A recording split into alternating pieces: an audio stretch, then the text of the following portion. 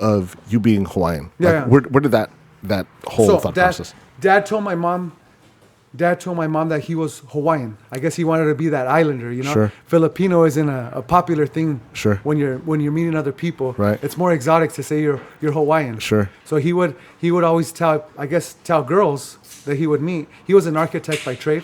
Okay. He would tell people that he was Hawaiian. To be more ethnic or more islander, Pacific Islander. Sure. So that's the story he told my mom. So when they broke up, my whole life I thought I was Hawaiian and Mexican. So even when I graduated from high school, my goal was to become an architect so that one day I could meet my dad. Wow. Because if I became an architect, then I would meet my dad, because maybe I would meet him in an office or something. I don't know. I don't know. I mean, being a kid, that was my way of connecting with him. Like the universe bringing us together, connecting us.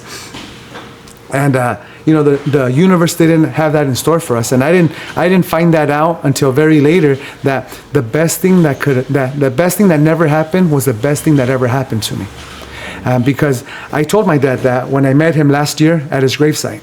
Right, my brother Len and my brother Joseph took me there, and he took me to his gravesite, and I'm looking at this gravesite, and I'm like, to myself, I'm talking to him, and I'm telling him, you know what? Thank you for never being in my life, because God always brought the right people, the right men, to take your place, because He knew that He had other things in mind. You know what I mean? And a lot of times this is what happens in life. Some people, people do things to us, whether good for good or evil, and it's up to us on how we deal with the situation. Right? Respond to it. I chose to believe that me not meeting him made it possible for me to meet my wife when I was 17 years old. Wow. Because I believe that if I would have had my dad in my life, I would have probably been at his house that weekend when I was 17 years old, and I wouldn't have gone to Pasadena. I wouldn't have met my wife, and I wouldn't have that right there. That, my pride and joy right there, my son. Nice. And the universe that works that way. So I thanked him. I said, thank you for never being in my life. Thank you for saying you got shot and telling my mom you didn't have kids, because it made my mom stronger. Right. It made me into the man that I am. It gave me the opportunity to meet my wife.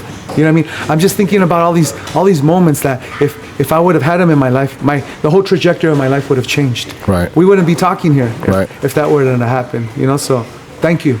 Thank you, Len Flores. Thank you. So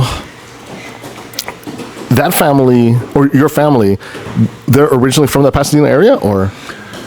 No, so my brothers, my dad built a house for them in Silver Lake, Echo Park. Okay. He was, after my... A lot of Filipinos there. A lot of Filipinos. Yeah. Filipino town. Yeah.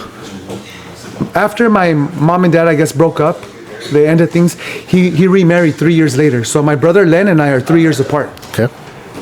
And again, best thing that could have happened to both of us, because he was able to remarry, right, another woman, and he was with her. He became a, from what I hear from the stories, he became a good dad, right? He raised my brothers.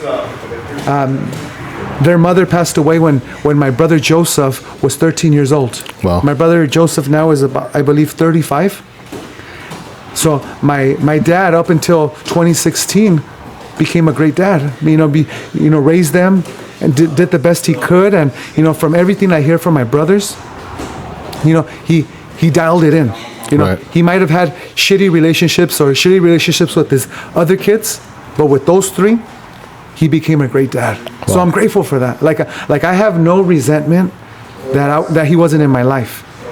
I'm grateful that life went out that way. I'm grateful that my mom rejected him and told him that she didn't want him in his life, because again, the universe wanted more for him, wanted him to become a better dad by having my brothers. Right. So yeah, he built a house. My brothers grew up in Silver Lake Echo Park. I'm actually selling those units that my brothers have. My brothers all grew up there, and they all moved away from there. One of them lives in San Diego, one of them lives in Mission Hills, and the other one lives in Rancho Cucamonga, Fontana. Oh, wow.